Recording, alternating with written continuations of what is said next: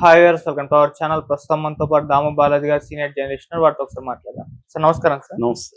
Sir మన సంధ్య theatre తొక్కిసలాట ఘటన తర్వాత కోమటిరెడ్డి గారు అప్పుడే ప్రెస్ మీట్ పెట్టి బెనిఫిట్ షోలు మేము క్యాన్సిల్ చేస్తాం తెలంగాణలో అని చెప్పేసి అనౌన్స్ చేశారు. అయితే రీసెంట్ గా దిల్ రాజు గారు ఈ సంక్రాంతికి గేమ్ చేంజర్ రామ్ చరణ్ గారు రాబోతుంది. సో ఈ గేమ్ చేంజర్ మూవీకి అన్ని పెద్ద సినిమాల్లో లాగానే రెండు తెలుగు రాష్ట్రాల్లో బెనిఫిట్ షోలు ఉండేలా మేము ప్రయత్నాలు చేస్తాం, ఉంచుతామన్నట్టుగా ఆయన మాట్లాడుతున్నారు. మరి బెనిఫిట్ షోలు క్యాన్సిల్ చేస్తామని తెలంగాణ గవర్నమెంట్ అనౌన్స్ చేసింది. మరి వీళ్ళేమో దిల్ రాజు గారు ఈ విధంగా మాట్లాడుతున్నారు. మరి ఉండే ఛాన్సెస్ ఉన్నాయా? మరి మీ ఒపీనియన్ సార్?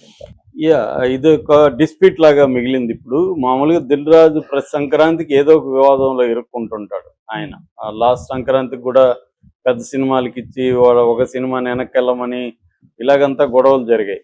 అప్పుడు అందరూ సమావేశమయ్యారు, దిల్ రాజు మీద విమర్శలు వచ్చాయి. మళ్ళీ దిల్ రాజు ప్రెస్ మీట్ పెట్టి చెప్పాడు. అంతకుముందు కూడా వారసుడు సినిమాకి తమిళ సినిమా, అది తెలుగు ఈయన ప్రొడ్యూసరు. సో అది దానికి ఎక్కువ థియేటర్లు ఇస్తున్నారని, ఇది ఎప్పటి నుంచో థియేటర్ల గొడవలు అనేవి ఎప్పటి నుంచో జరుగుతున్నాయి. ఎందుకంటే థియేటర్లన్నీ కూడా నలుగురు చేతిలో ఉన్నాయనేది అందరికి తెలిసిన విషయమే. దిల్ రాజు, అల్లు అరవింద్, తర్వాత సురేష్ బాబు, ఇలాగా ఏషియన్ వాళ్ళు ఇలాగా. అయితే ఇక్కడ ప్రాబ్లం ఏంటంటే దీనివల్ల ఒక లాభం కూడా ఉంది. వీళ్ళు కానీ తీసుకొని నడపకపోతే థియేటర్లన్నీ కూడా, ముఖ్యంగా సింగిల్ థియేటర్లు ఎప్పుడో చచ్చిపోయాయి. అవన్నీ రియల్ ఎస్టేట్ మాల్స్ అయిపోయాయి. వీళ్ళు నడపబట్టే అవి సర్వైవ్ ఉన్నాయి. ఆ మేరకు అది పాజిటివ్ అంశం. అయితే నెగిటివ్ అంశం ఏంటంటే రిలీజ్ అప్పుడంతా కూడా వేరే సినిమాలకి ఇవ్వరు వీళ్ళ సినిమాలకి చూసుకుంటే. ఇదంతా వ్యాపారం. ఇంకా వ్యాపారంలో మనం న్యాయము నీతి ఇవి మాట్లాడడానికి, లీగలా కాదనేది మాత్రం మాట్లాడాలి తప్ప వ్యాపారానికి వెళ్ళి ఇది న్యాయం కాదురా బాబు, ఇది అన్యాయం అంటే కుదరదు అక్కడ. కాకపోతే ఏంటంటే ఈ సినిమా ఇండస్ట్రీలో లీగల్గా అంటే కుదరదు. ఎందుకంటే ఇవన్నీ ఒకరికొకరు కాంపిటీషను వ్యవహారాలు ఉంటాయి. ఇప్పుడు ఏంటంటే పెద్ద బడ్జెట్ సినిమాలు అయిపోయినాయి. దాంట్లో లాభాలు వచ్చినా అదే రీతిలో ఉంటాయి, నష్టాలు వచ్చినా అదే స్థాయిలో ఉంటాయి. అందువల్ల ప్రతి దాంట్లో దిల్ రాజు ఇది అవుతాడు. అయితే దిల్ రాజు కాంగ్రెస్ గవర్నమెంట్లో దిల్ రాజుకి మంచి ఇది ఇచ్చింది. దిల్ రాజు కూడా బేసిక్గా ఆయన వెంకటరమణారెడ్డి అనుకుంటా ఆయన పేరు. సో రెడ్డి, సో రేవంత్ రెడ్డి తనకి మంచి పదవి ఇచ్చాడు. తెలంగాణ ఫిల్మ్ డెవలప్మెంట్ కార్పొరేషన్ చైర్మన్గా ఆయనకి పెట్టారు. సో ఈ క్రమంలో ఇప్పుడు ఒక వివాదం ముందుకు వస్తుంది. అదేంటంటే సంక్రాంతికి 3 సినిమాలు రిలీజ్ అవుతుంటే తెలుగులో 3 కూడా దిల్ రాజు సినిమాలే. ఒకటేమో గేమ్ చేంజర్, అది 350-400 కోట్లు బడ్జెట్, శంకర్ రామ్ చరణ్ సినిమా. రెండోదేమో సంక్రాంతికి వస్తున్నాం, వెంకటేష్ సినిమా. తర్వాత మూడోదేమో డాకు మహారాజ్, బాలకృష్ణ సినిమా. డాకు మహారాజ్ సితారా వాళ్ళది, కానీ ఈయన డబ్బులు ఉన్నాయని చెప్తున్నారు. నాదే అది కూడా అని దిల్ రాజు అనౌన్స్ చేశాడు. ఇప్పుడు ప్రాబ్లం ఏంటంటే 3 అంటే వాళ్ళ సినిమాలే వాళ్ళ కాంపిటీషన్లకు తీసుకెళ్తున్నట్టు. 10వ తేదీ నుంచి వరుసగా అవి రిలీజ్ అవుతాయి. సో అందుకని థియేటర్లు ఒకటి, వేరే సినిమాలు రిలీజ్ కావడానికి ఇబ్బంది అవుతుంది. 3టికి దిల్ రాజే కాబట్టి దిల్ రాజు అడ్జస్ట్ చేయాలి థియేటర్. ఇప్పుడు ప్రాబ్లం ఏంటంటే పెద్ద సినిమాల బిజినెస్ మోడల్ ఎలా ఉంటుందంటే వాళ్ళు ఎక్కువ డబ్బులు పెట్టేస్తారు కాబట్టి ఒకవేళ ఫ్లాప్ అయినా హిట్ అయినా డబ్బులు వెనక్కి రావాలి. ఫ్లాప్ అయినా ఆ టాక్ స్ప్రెడ్ అయ్యి కలెక్షన్లు డౌన్ అయ్యే లోపల వీళ్ళ పెట్టుబడి అయినా వీళ్ళ దగ్గరికి వచ్చేయాలి. దానికి ఏం చేస్తున్నారు ప్రతి ఒక్కరు ఇవాళ పెద్ద సినిమా వాళ్ళు, నెంబర్ ఆఫ్ థియేటర్స్లో రిలీజ్ చేయడం, ఫస్ట్ 1 వీక్ కలెక్షన్లు పెంచుకోవడం, ఫస్ట్ 1-2 డేస్ బెనిఫిట్ షో అని, స్పెషల్ అడిషనల్ షోస్ అని పెంచుకోవడం. ఇది సీఎంల స్థాయిలో పోయి మాట్లాడి పైరవీలు చేసి చేసుకోవడం అనేది జరుగుతుంది.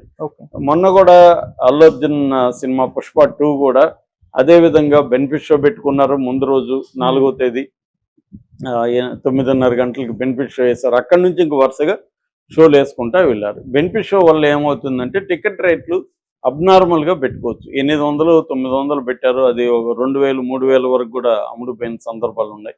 అందువల్ల ఒక్క బెనిఫిట్ షోలోనే పుష్ప 2కి 10 కోట్లు వచ్చేసాయి. అంటే ఒక్క షోకి 10 కోట్లు వచ్చేసాయి. సో అలాగా వాళ్ళ డబ్బులు మ్యాక్సిమం ఎలా లాగాలి, ఎంత క్విక్గా లాగాలి, ఈ 2 కండిషన్లు అనేవి వెరీ ఇంపార్టెంట్. అందుకని వీళ్ళు రకరకాల పద్ధతులు, త్వరగా డబ్బులు లాగాలి, మ్యాక్సిమం ఎక్కువ డబ్బులు లాగేసేయాలి. ఈ ఫస్ట్ 2-3 డేస్లోనే డబ్బులు 3 రోజుల్లో మ్యాక్సిమం రాగాలి.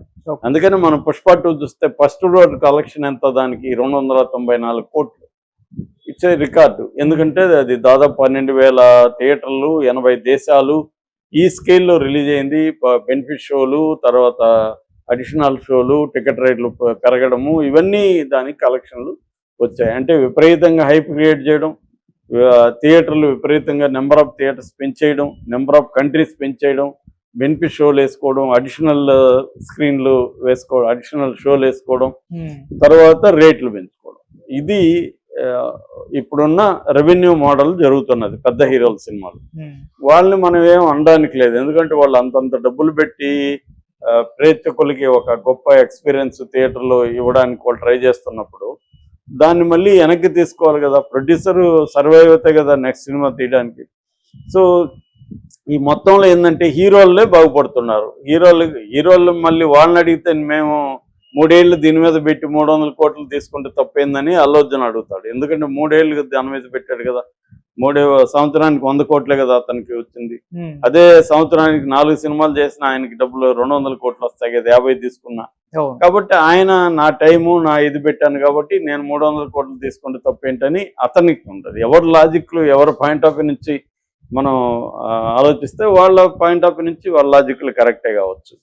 సో అందుకని ఏమవుతుందంటే దీనివల్ల ఏమవుతుందంటే ప్రజల మీద భారం ఒకటి పడడం, రెండోది థియేటర్లో బెనిఫిట్ షోల వల్ల విపరీతంగా జనం వెళ్ళి మొన్న ప్రమాదం జరగడం, ఒక ఆమె చనిపోవడం, ఆమె పెద్ద వయసు కూడా కాదు పాపం, చిన్నపిల్లలు 9 ఏళ్ల బాబు, 6 ఏళ్ల పాప, అలాగా 7 ఏళ్ల పాప, అలాగా ఉన్నారు వాళ్ళు. సో ఆ చిన్నపిల్లల తల్లి భర్తకు కూడా లివర్ దానం ఏదో చేసిందని చెప్తున్నారు. భర్త ప్రాణాన్ని కాపాడి తన ప్రాణం కోల్పోయింది. సో ఆ బాబు కూడా వెంటిలేటర్ మీద ఆక్సిజన్ ఇస్తూ ఉన్నారు, నిన్ననే కళ్ళు తెరిచారని చెప్తున్నారు. ఈ సంఘటన జరిగేసరికి గవర్నమెంట్ ఏం చేసిందంటే ఇమీడియట్గా సినిమాటోగ్రఫీ మినిస్టర్ కోమటిరెడ్డి వెంకటరెడ్డి నేను అసలు బెనిఫిట్ షోలే రద్దు చేస్తున్నాం, ఏ సినిమాకి ఇవ్వమన్నాడు. మంచి డెసిషన్ అనేది అనుకున్నారు. కానీ అది ఆ డెసిషన్ దీనికి పరిష్కారం కాదు. బెనిఫిట్ షో ఇవ్వడం వల్ల ఇదేం కాదు. రెండోది, కోర్టులో బెయిల్ సందర్భంగా అల్లు అర్జున్ అడ్వకేట్ నిరంజన్ రెడ్డి ఒక ఆర్గ్యుమెంట్ చేశారు. బెనిఫిట్ షో లేదు, గవర్నమెంట్ వీళ్ళకేదో దయదలిచి ఇచ్చిందని మీరు ప్రచారం చేస్తున్నారు.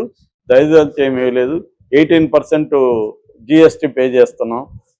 వీళ్ళకి 10 కోట్లు రెవెన్యూ వచ్చిందని బయట ప్రచారం చేస్తుంటే 10 రాలేదు, 7 వచ్చింది, 3 కోట్లు గవర్నమెంట్కి పోయింది. సో గవర్నమెంట్ ఏమి ఊరికే ఇవ్వట్లేదు, గవర్నమెంట్కి ట్యాక్స్ కడుతున్నారు కదా, కాబట్టి గవర్నమెంట్కి డబ్బులు వస్తున్నాయి, అందుకనే ఇస్తున్నారు. సో ఇది చర్చ. బేసిక్గా బెనిఫిట్ షోలు ఈ యాంగిల్లో రద్దు చేయడం అనేది ఉపయోగం లేని అంశము. ఒక సినిమాకి ఇచ్చినప్పుడు ఇంకొక సినిమాకి ఎందుకు రిజెక్ట్ చేస్తారు? సో ఇప్పుడు ఏమో జరుగుతుంది, ఒక పక్క కోమటిరెడ్డి వెంకటరెడ్డి ఏమో అనౌన్స్ చేసేసాడు నేను ఇవ్వనని, దిల్ రాజు ఏమో బెనిఫిట్ షోలు ఉంటాయి అని చెప్తున్నాడు. మరి ఎవరు పవర్ఫుల్ ఇక్కడ? దిల్ రాజు పవర్ఫుల్లా, కోమటిరెడ్డి వెంకటరెడ్డి పవర్ఫుల్లా? మామూలుగా తీసుకుంటే కోమటిరెడ్డి వెంకటరెడ్డి పవర్ఫుల్, ఎందుకంటే ఆయన సినిమాటోగ్రఫీ మినిస్టర్, ఆయన అనుకున్నది జరగాల. కానీ దిల్ రాజు డైరెక్ట్గా రేవంత్ రెడ్డితో రేప ఉంది కాబట్టి రేవంత్ రెడ్డిని కన్విన్స్ చేస్తే రేవంత్ రెడ్డి చెప్తే కోమటిరెడ్డి కూడా వినాల్సి వస్తుంది. కోమటిరెడ్డికి ఏమి దీంట్లో పెద్ద ఇగో ప్రాబ్లం లేదు, ఆయనకు పోయేదేం లేదు. బెనిఫిట్ ఏదో ఆ సందర్భంగా అనౌన్స్ చేశాడు. మళ్ళీ ఈసారి గట్టి చర్యలు తీసుకుంటాము, హీరోలు వెళ్ళకూడదు బెనిఫిట్ షోలకి, ఇవన్నీ చెప్పి మళ్ళీ వదిలేయచ్చు. లేకపోతే అంత ధైర్యంగా చెప్పడు కదా దిల్ రాజు, ఎందుకంటే 3 సినిమాలు ఉన్నాయి. 3 సినిమాలు ఆయనకి ఒక షోకి పుష్పలాగా వస్తే 30 కోట్లు వచ్చినట్టు, కనీసం 20 కోట్లు వస్తాయి 3 సినిమాలకి ఆయన ఒక షోకి. దాని ఎందుకు దిల్ రాజు ఉంటాడు? ఎందుకంటే ఆయన కూడా బిగ్ బడ్జెట్ కదా 3 కూడా, అంటే అంత పెద్ద బడ్జెట్ కాకపోయినా మంచి బడ్జెట్ సినిమాలే కాబట్టి డబ్బులు వెనక్కి రావాలి కదా దిల్ రాజుకి. కాబట్టి ఇక్కడ ఏంటంటే ఎవరి ఇది వాళ్ళది, ఎవరి లెక్కలు వాళ్ళవి, ప్రేక్షకులు నిర్ణయించుకుంటారు. మనం బెనిఫిట్ షోకి వెళ్ళాలా లేదా వీళ్ళ ప్రాబ్లం. వీళ్ళేమి బలవంతంగా వెళ్ళి వ్యాన్లలో కిడ్నాపులు చేసి చూపించట్లేదు కదా. కాబట్టి ఇక్కడ ఏంటంటే వ్యాపారం, ఇది సినిమా కూడా వ్యాపారం. ఆ వ్యాపారంలో మిగతా వ్యాపారాలకు ఎలాగా ల్యాండ్ ఇచ్చి ఇన్ఫ్రాస్ట్రక్చర్ క్రియేట్ చేసి కన్సెషన్లు ఇచ్చి ఇవన్నీ పిలుస్తున్నారు కదా, వెళ్ళి వేరే దేశాలకు వెళ్ళి కూడా వ్యాపారాలు పెట్టండి. సినిమా కూడా వ్యాపారం, సినిమా వల్ల ట్యాక్స్ వస్తుంది, సో సినిమా వల్ల ఉద్యోగాలు వస్తాయి, చాలా మందికి ఎంప్లాయ్మెంట్ దొరుకుతుంది.